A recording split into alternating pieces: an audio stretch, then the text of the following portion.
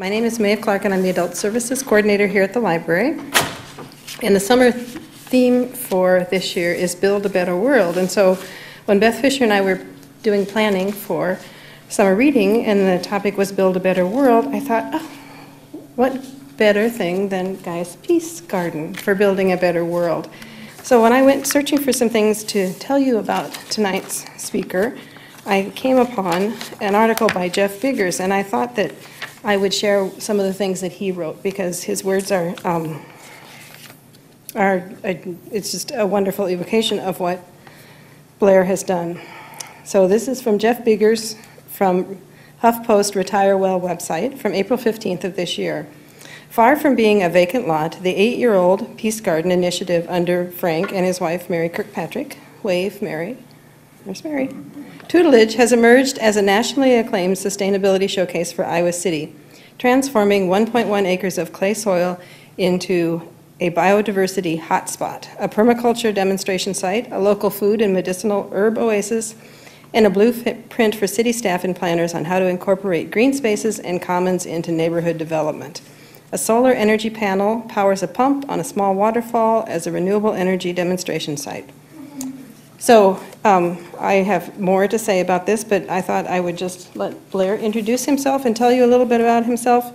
And the other thing is that this program is live on Channel 20 to all of our home audience, and we're recording it, and we will stream it off of our website, and we'll also have it on the library channel at a later date. So you will be forever on the library's website. Awesome. So if you have questions, which I'm sure you would like to take the questions, I have a handheld microphone that I want to give to you, because while it doesn't amplify your voice very much, what it does is records your voice and your questions so that the public can hear them at home and in the future. Because there's nothing worse than watching a program where you hear the answer to a question and you have to try and figure out the question. So that's why I have a microphone. So Blair, I'm going to turn it over to you. All right. Thank you very much. Thank you.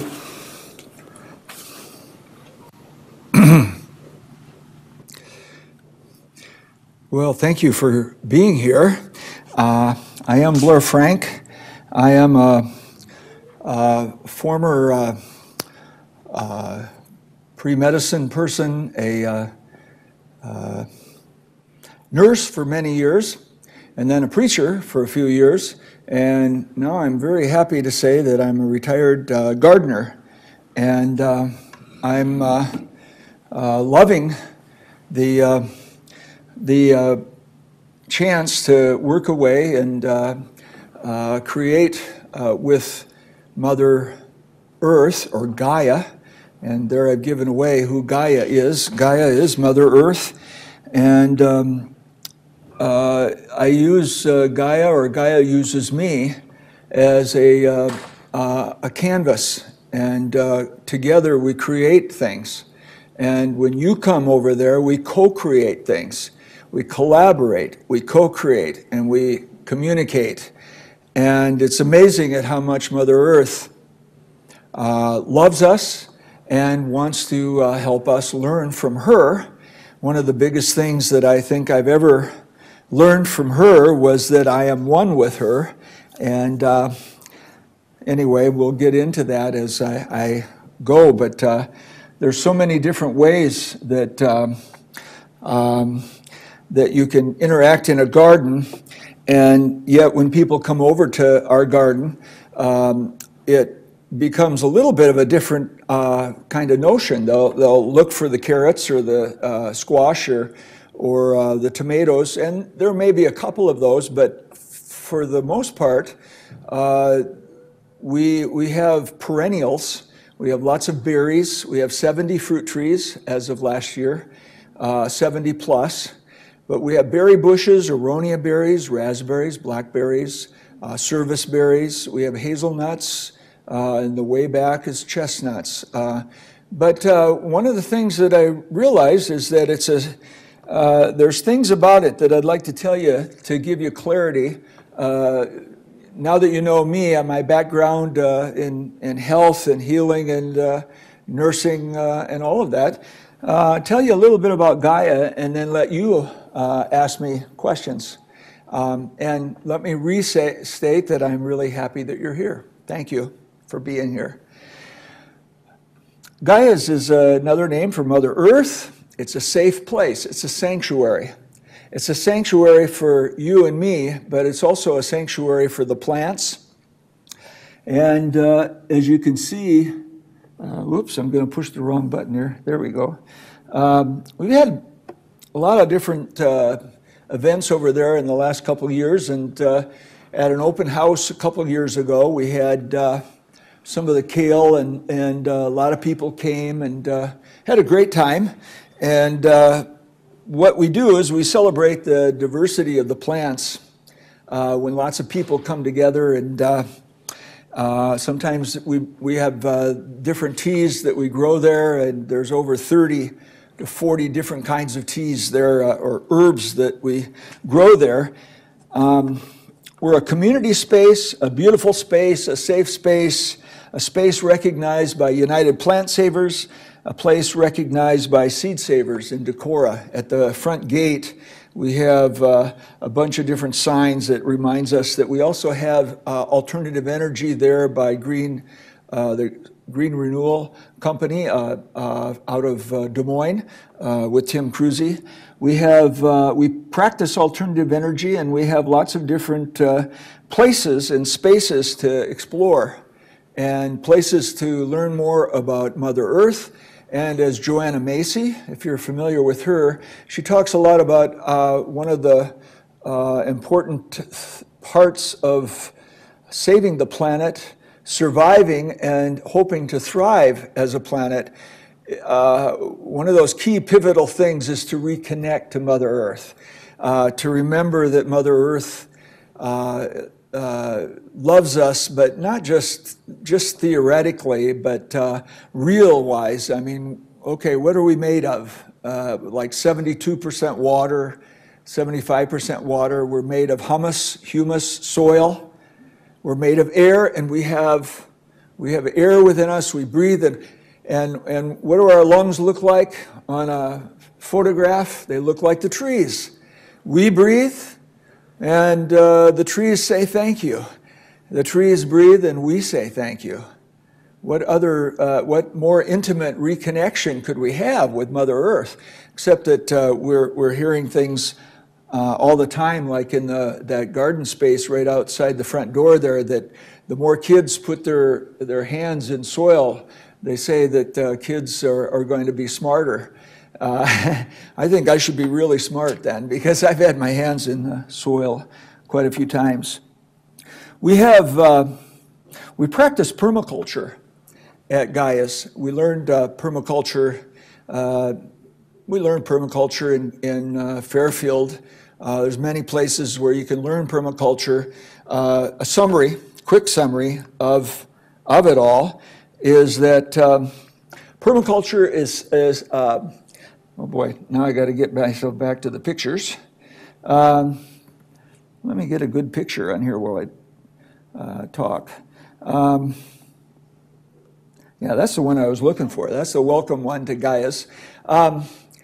There are benches there are pathways, and there are places to explore. So please know that I do have cards, and you're welcome to come and visit. And I'll say that again before we leave. But the permaculture, in just a nutshell, I think permaculture gets to be a word that turns some people off, because it gets to, like, what does it mean? Well, I can tell you, and you never have to wonder again. I mean, there's more things you can get from it, but it's the care of Earth, the care of Gaia, the care of Mother Earth. You care for the water, the soil, the air, and we do have a fire pit. We have a sacred fire. You care for Mother Earth. You care for one another. So when you come through the gates to come to Gaia, you can leave your fear, your competition, your worries, your anxieties outside the gate. Come into this space that we call Gaia's, and you'll discover something there. And whichever gate you go in, you'll all come to the same space. But I have found that people come in with different perceptions and ideas of what they're going to find there. And I suspect that everybody there finds something different. You know, you might be looking for the plants, you might be looking for something in particular, the herbs, the flowers, the indigenous prairie, the labyrinth, a place to walk. And as people know the story of labyrinths, you can go swirling around and go into the inside of your heart as you go to the inside of the labyrinth.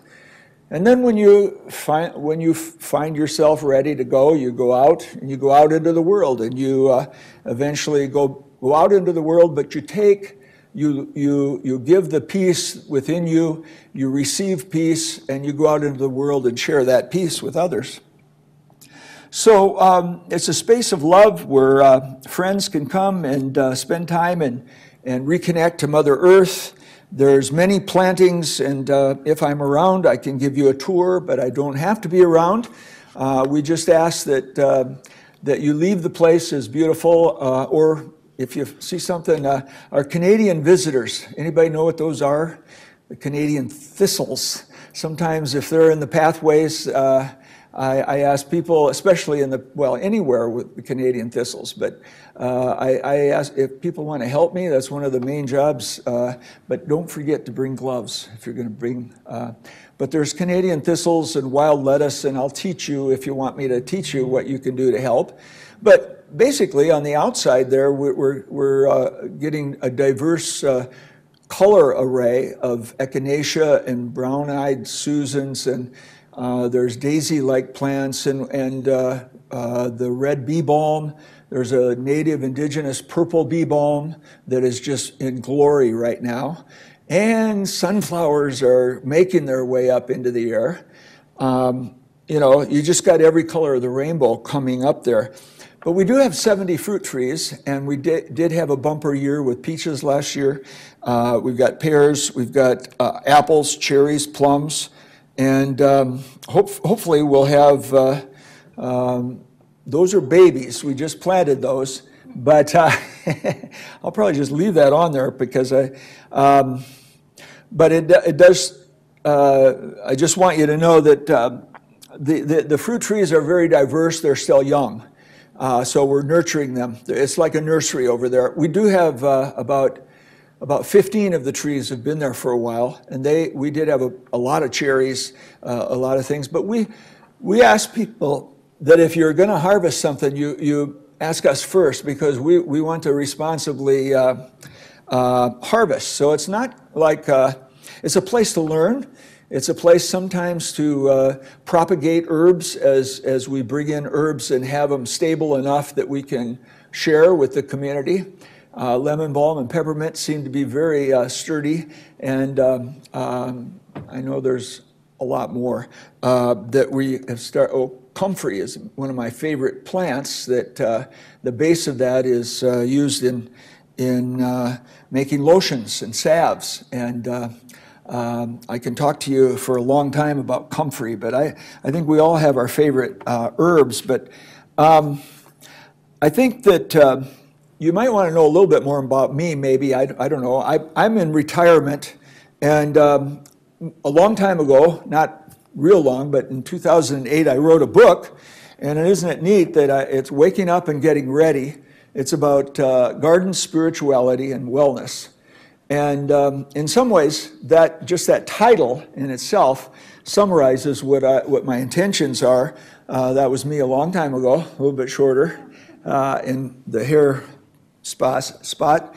But the main thing is that it is a space of wholeness and a space of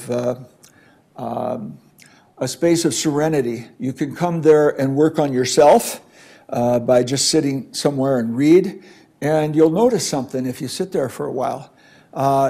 First of all, if you're in a high time of traffic, you can learn to pretend that I-80 is the sound of the ocean. I'll get that out of the way. The I-80 isn't too far away. But if you keep listening, you'll start hearing the birds. You'll start seeing the birds. You'll start seeing the critters. And if you sit there long enough, they'll get pretty close to you because they are pretty friendly there. So anyway, I'm a retired person, and I have a lot of time. I choose to spend a lot of time at Gaia's, and I tend to meditate there. I put together a waterfall because I needed to have water having a main presence there. And there is having been a preacher for 15 years, there is, I think, a very beautiful area that is right next to it. And I have St. Francis of Assisi and just a host of other white sage. I have a Buddha there. I have things that people donated to the garden. And I just like to help manifest. And what I'll tell you is that Gaia's is a place to have abundance, beauty, and community.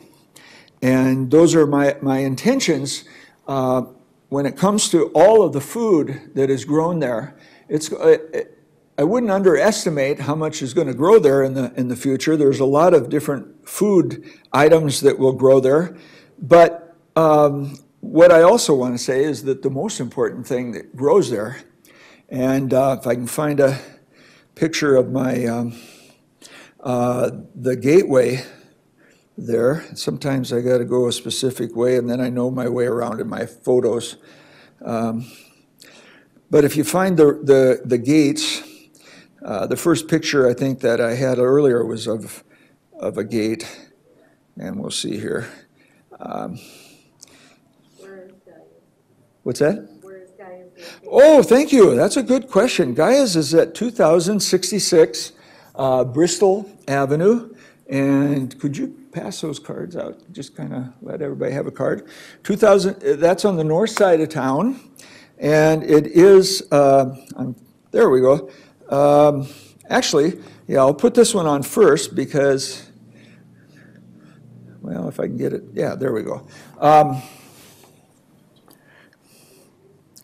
That looks like it's at Gaia's Peace Garden. However, it's going to help me tell the story a little bit more. Gaia's Peace Garden was started back in about 2009. And Mary went to a garden called Findhorn. Anybody heard of Findhorn?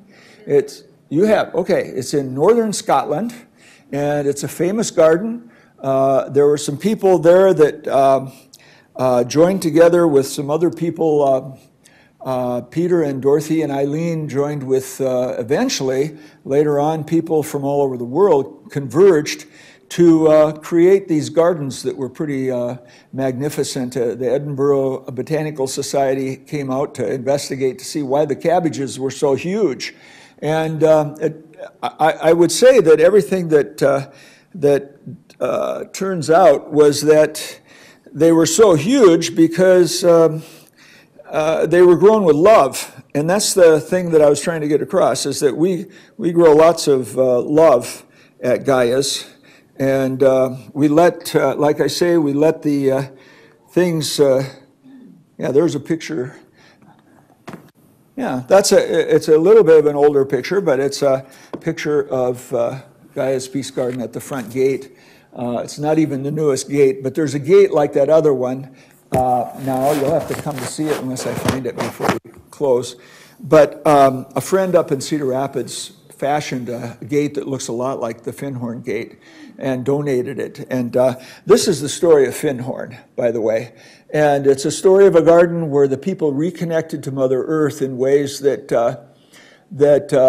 transcend the connections with our mind, just the analysis, the science of gardening, and it went to the recognition of your heart in the gardening. And lo and behold, when you put your heart into the garden, it's amazing because you get responses. And then we've got, you heard of Paul Hawken? He wrote Blessed Unrest.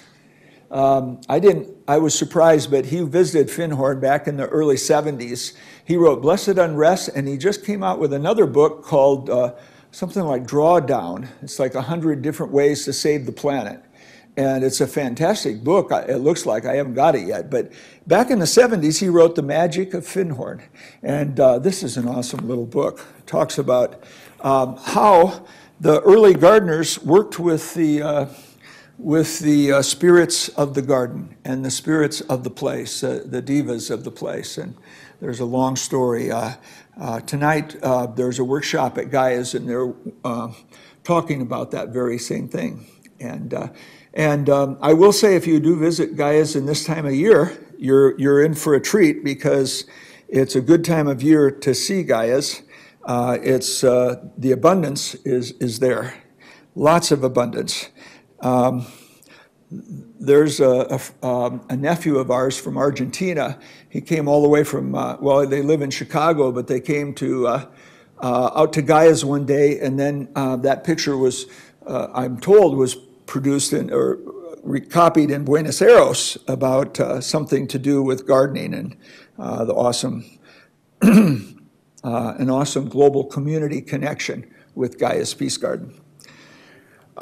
United Plant Savers is, I just turned myself off, I just realized. United Plant Savers is a great organization. They are connected, they intend to protect endangered herbs and flowers, and they are located in Rutland, Ohio, but they have places, botanical sanctuaries all across the country, one of which is in your town here, Iowa City, and it's at Gaia's Peace Garden. And this is a guide to becoming a plant saver. A plant saver, and we do grow some, as you see purple echinacea around town, you need to know that purple echinacea is on the at-risk list because of the growing awareness of how herbs raise our immunity and raise our energy. Sometimes you get people that go into gardens where they know those are, and what they do is they strip the gardens. And then you find the product in a Walmart or a GNC sometimes, or other places. And so you got to be careful when you buy herbs to make sure they're ethically harvested. And that's something that United Plant Savers, and that's something that we like to share and remind people. So, you know, some of the herbs that the gifts of Mother Earth, we're just beginning to become aware of how precious they are as our immunity goes down, as our energy goes down, realizing the more we cook with herbs, and the more I've noticed, the more I have a recipe from Rosemary Gladstar, and she has a host of recipe books using herbs, and one of mine is Zoom balls. And Zoom balls are energy, they're energy balls, but I think they also raise your immunity. They're nut-based, and they use some of these herbs that are here. Rosemary Gladstar wrote this book too as well, Medicinal Herbs. This is the book that she has 30 herbs in there, and her mission is to help people have kitchen knowledge of herbs once again, because at least some of you probably have that already, but I know a lot of, it skipped a generation, you know, my grandparents knew a lot about herbs, my great-grandparents did, but then not the kids, and so I'm just relearning too. So anyway, okay, let's see, what else can I say? And how about if maybe I'll just tell you our goals at Gaia's, and then I should give you another picture though. That's me reading The Gardener. Did I lose it again? Oh, okay. Our goals is to co-create biodiversity. And one of the things that goes along with biodiversity, to me, with plants, is people. So we mirror what's going on in downtown all around Iowa City all the time. We're learning how to live in harmony with each other. And we're learning how to live, and we can learn a lot of that from Mother Earth, and you can watch how the plants grow in guilds around an apple tree. You can watch in all sorts of different ways. You can see the ways Mother Earth brings about abundance, beauty, and community. And just so I'm real clear, if anybody ever wants to come over and have a tour, it's great. I won't make you work, but I will. I like helping people learn, and I'm going to find another picture of the garden. Here we go.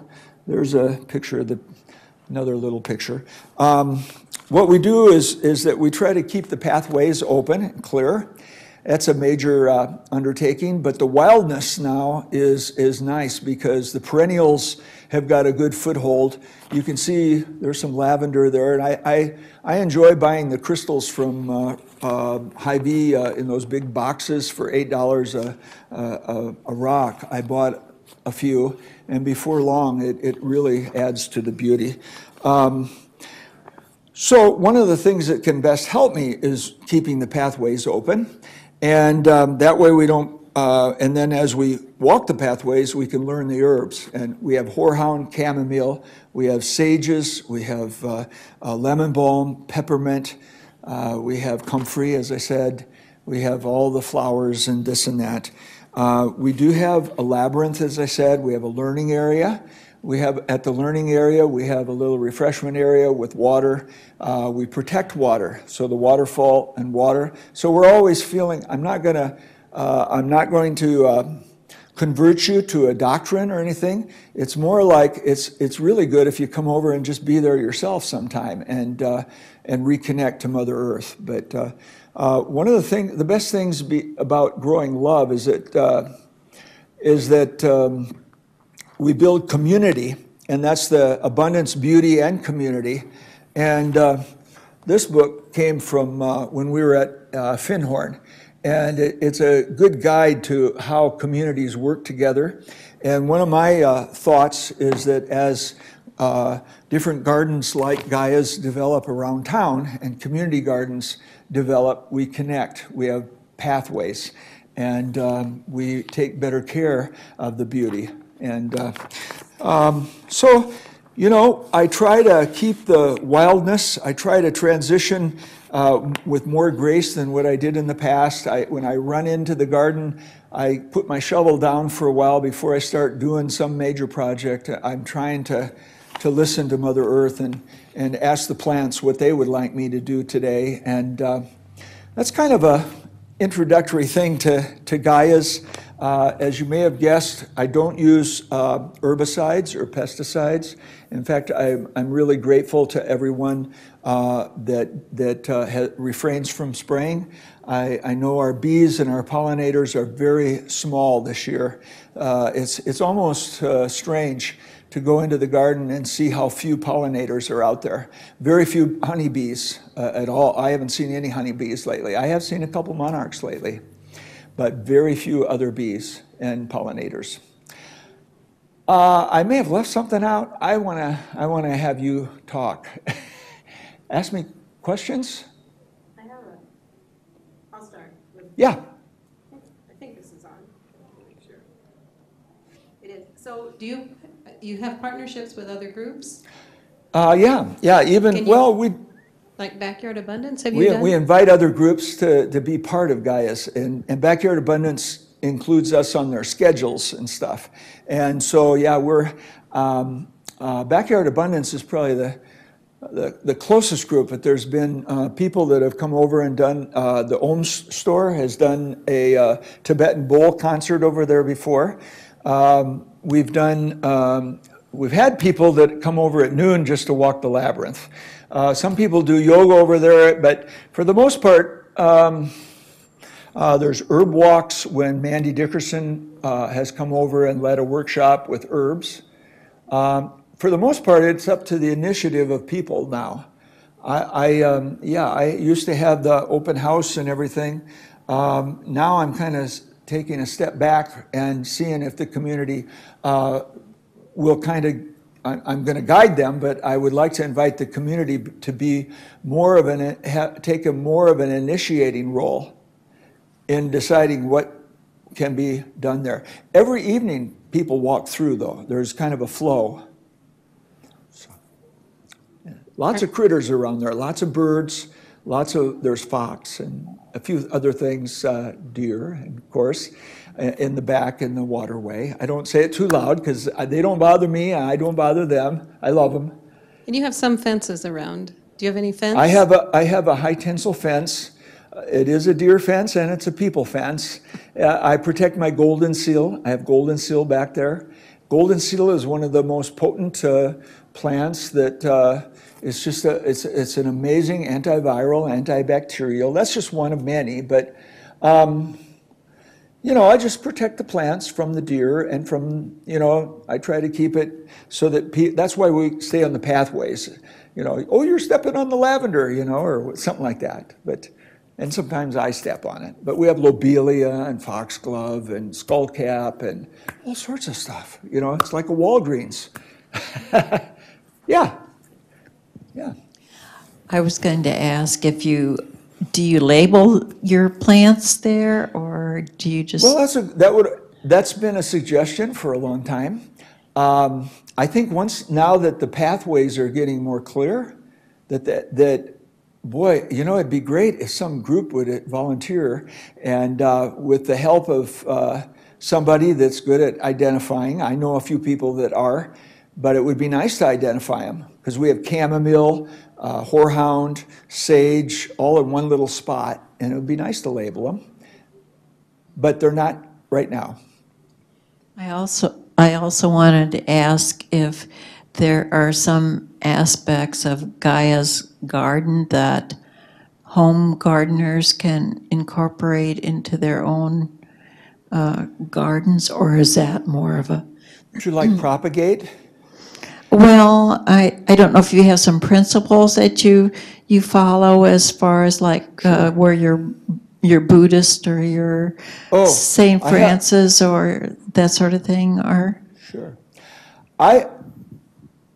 This is not under the guise of any particular denomination or faith or spirituality. It incorporates the wholeness of the planet, the wholeness of sacred space, the wholeness of time, and even before time. It includes all traditions. There is no preaching or converting of any spirituality or color. I fly a rainbow flag and an earth flag and a coexist flag, those three flags. So the wholeness, in fact, when we were in Portland not too long ago, this says, the world is in my garden. This guy said, you know, one day I went out in my garden and I realized the whole world is in there. You know, the diversity. In fact, monoculture is so set up for disaster, whereas biodiversity fools the bugs or actually encourages the bugs that like the plants, and the ones that may not like the plants are going to be forced out by or going to be attracted to other bugs, other places where they don't hurt the plants. You know, actually, Mother Earth, the whole thing about Charles Darwin is a myth. It's not competition, it's cooperation. I mean, every critter has a lesson to teach us. And someone's going to say, what is the mosquito teaching us? Well, I don't have the answer to everything, but I firmly believe that we live in a universe that loves us. You know, Albert Einstein said the most basic question is, are we in a friendly place or not? And I'm not going to answer that for anybody else. That's my answer. And I won't tell anybody what to believe, but when you go into the wholeness of the garden, it's amazing at how many different faiths, people from all over the planet. We have a little area that's called Apacheta, which was set up by a woman that learned shamanism in Peru. And it's basically a rock pile of sacred stones and we invite anybody that has a sacred stone that would like to add to that area to bring a sacred stone. We're not encouraging you to take a stone from Stonehenge and bring it down, one of those big stones. But, you know, you get the idea. So can you tell us, so you've got, and the size of the garden, can you give us the? is it 1.1 acre, is that? It is 1.1 acre. And then tell us the areas there? Yeah, this is the cul-de-sac. This is Bristol. It goes up here and to Quinsant, Quinsant to Oaks, Oaks to, is it Dodge? Dubuque. And Dubuque goes to the old Hy-Vee. You got me? You know, so we're not too far from the old Hy-Vee, just north of the old Hy-Vee. And so here's the cul-de-sac. You can park there all the way around in the cul-de-sac. But when you come in, that gate is right here. There's a little free library. There is a fence around the whole thing now. But when you come in here, as you can see, you can go all the way around like this or all the way around like that. And the older part of the orchard is here. Now the vegetable garden is actually orchard, newer orchard. But there's lots of great ground covers that are growing there, and there's some squashes and stuff growing in the ground covers this year too. The children's learning area, I invite people to bring shells, and if someone wants to bring crystals there, sometimes the little kids will take like a rose quartz home with them. And I always appreciate it when they ask, but I love it to know that a rose quartz is sitting at some little kid's bedroom. You know, I don't know if you know, one of the meanings of rose quartz is that the pink is unconditional love. And when rose quartz sits in your living room, it absorbs negativity. Think about that. It raises your vibrational energy in your house, promotes health and well-being. The fire pit is back there, and then back here, this is the deer's living room, and the fox and all the other critters. There's lots of, I'm sure. So what are the names of those? There's like Fred and Pat. What are those areas? Oh yeah, Fred's Lookout Rock is the high point, or the high point. Well, the altitude-wise, yes, the high point of the land, the highest, there is a little bit of an analogy to Glastonbury. I don't know if you've ever been to Glastonbury, Stonehenge. You have been, okay. Well, there is the Tor. The Tor is the high point, and it's the masculine ley line, an energy line. There are energy lines here. And there is an energy line that goes through the masculine right there, and at the waterfall, right, which is now right there. And they cross. And the waterfall is the feminine ley line. So there is the element of water and the element of the altitude there. And right next to the Fred's Lookout Rock, it says Pan's Playground, is an oak tree, which is now, I would say, I might have to get Mary's help, but it's probably about 12 feet tall, 16 foot tall maybe. But Mary planted that from an acorn back in about 2009 or 10. And it's a beautiful tree. Yeah. You talked about controlling Canadian thistle and other invasives. Yeah. Does that take a lot of your time? It's a pretty big garden. And yeah. Well, yes. Yeah. That does take a lot of my time. One of the things about and you've said it correctly in a way, controlling them, and yet someday when I figure out, what kind of little critter could come in and eat them and save me all that energy, someone once said that you don't have a predominance of a certain plant, and I don't use the word invasive, or then I'd start saying people are invasive species, So, but I hear what you're saying. I know it's a common thing. I don't use the word invasive because I figure there's going to be a balance. And I don't know, garlic pesto was made out of, pesto was made out of garlic mustard. That was one attempt, but I don't think people like pesto made out of garlic mustard that much to do that. It's a challenge, but you know what? It's a good meditation. I'll teach you a meditation about when you pull out a Canadian thistle. This is what you can, first of all, breathe well. But think about all the beliefs in our society and how many beliefs serve us well, okay? And this is what I do. I'm not telling you what to do, but when I pull out a garlic mustard, I'm pulling out an old belief inside of me that doesn't serve me well, okay? That's one of the ways I work around it. If I would ever spray anything over there, it would be vinegar or Dr. Bronner's soap. And occasionally the yellow jackets will make little nests right before a workshop, right on a table. You know, the Mother Earth just doesn't always, you know, it's a message, I suspect. So it's a good point. You just flow with the flow. Do you keep any sort of a journal about your space? From time to time, I come across journals that talk about the spring in such and such a place, or the fall, or the changing seasons, and that's very good. And what you just kind of a log of what you see in the garden at a certain time of year. That's very good. I in some ways, I kind of had a log in that book that I wrote. Right now, I have this large. I get teased a little bit about this, but I do a lot of Facebook pages. I have Gaia's Facebook page on my account, as well as Blair Frank on my account. I'm also an avid self-declared warrior of the rainbow. And if you look up the prophecy of the warrior of the rainbow, what it says about the warrior of the rainbow is that in the times, and this is a prophecy that is sometimes attributed to the Hopis, sometimes the Cree, sometimes Tibetans, sometimes the Incas, the Mayans, and then all of a sudden you realize it came from all over the planet.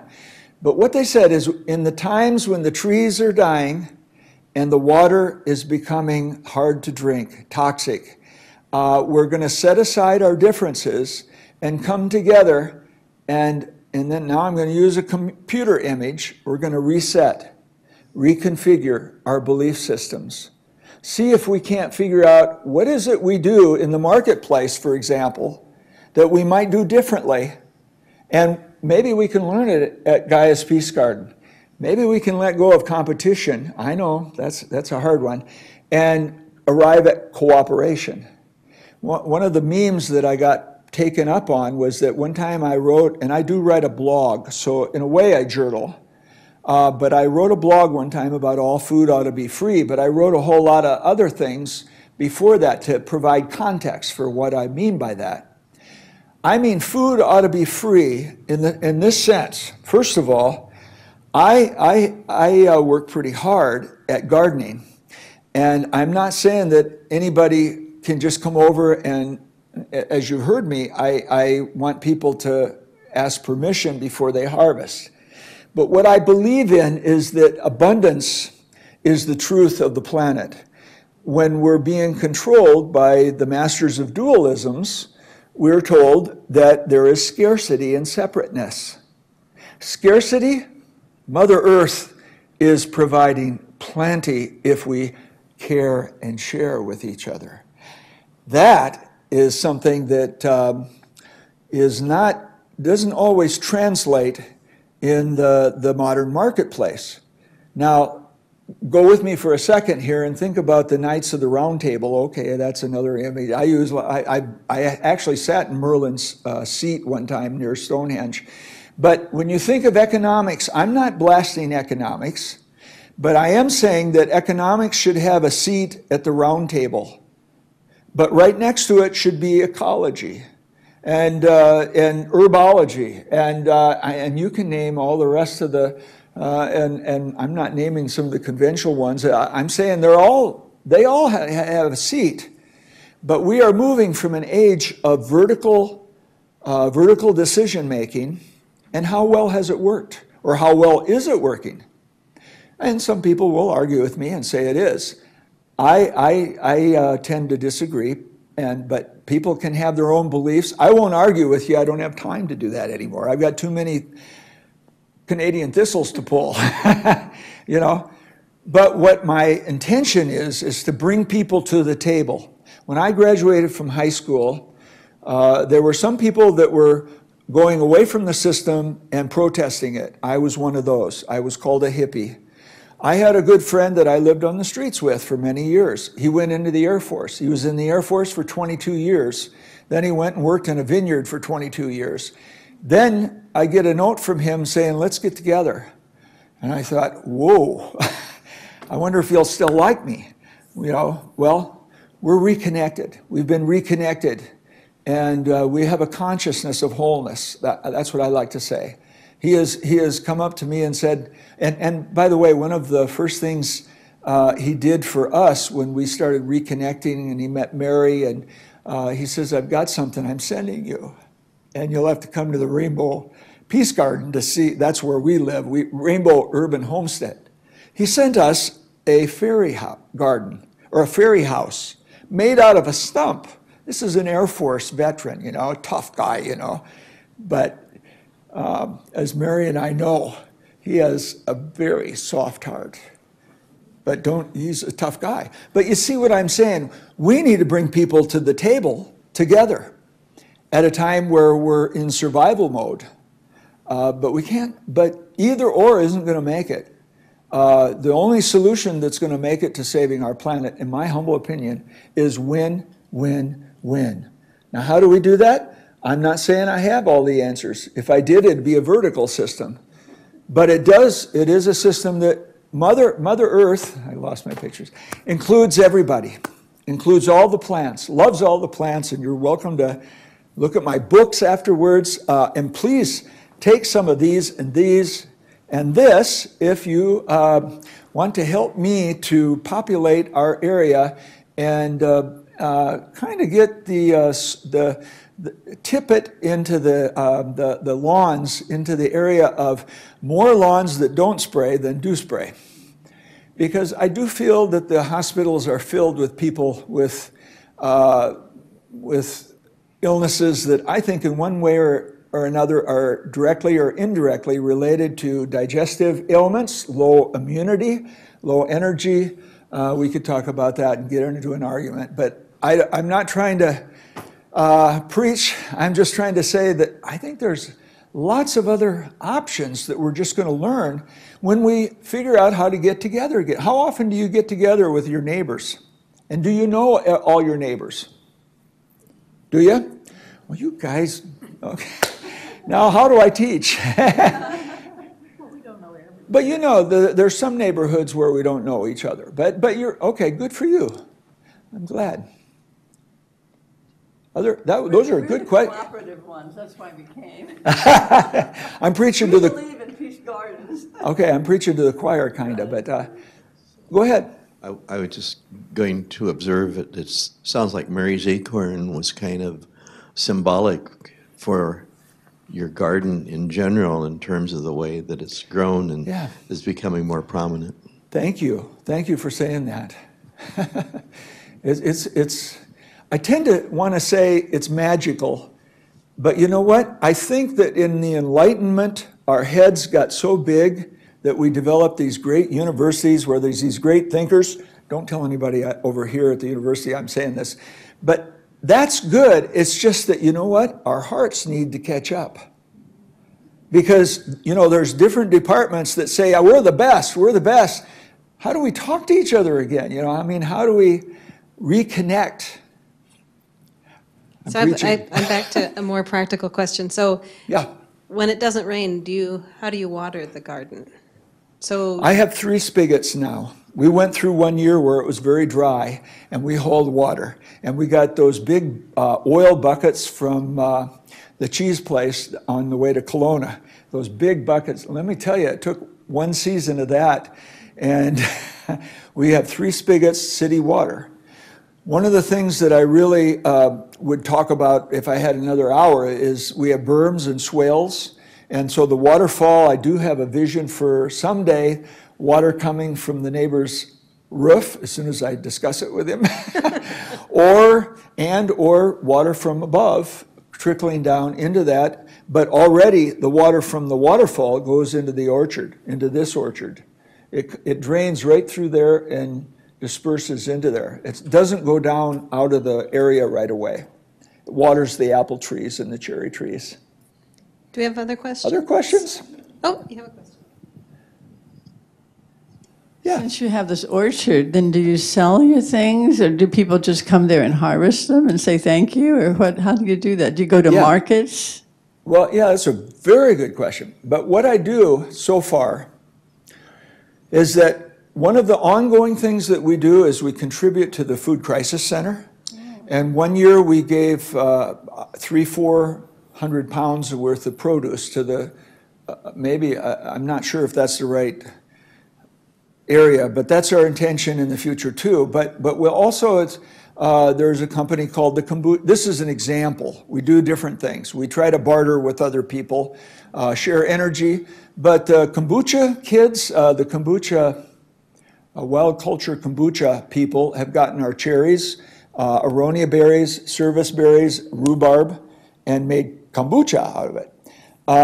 We have a freezer full of fruit and berries, and I am the happy recipient of many, many, many smoothies from our raspberries and blackberries, and you know, and I'm just going to tell you, I'm not telling anybody else, but I am very healthy. I could talk to you more about that. I'm the healthiest I've been in my life. I'm not getting a lot younger, I guess, each year, but I have a few aches and pains from pulling those Canadian thistles out. But I'm very healthy, and I attribute that to eating locally. I eat a lot of fruits, berries, and other, you know, a lot of stuff. But, you know, there's other local people, too. Any other questions? I'm just so glad you're all here, and I know... Well, I have a feeling people will ask you questions when we're finished, so I think I'd like to thank you very much. And thank you. And if you have questions, please stay afterwards and talk to Blair and Mary, because I'm sure she has something to say too. So thank you very much. Mary's back there. Thank you, and please share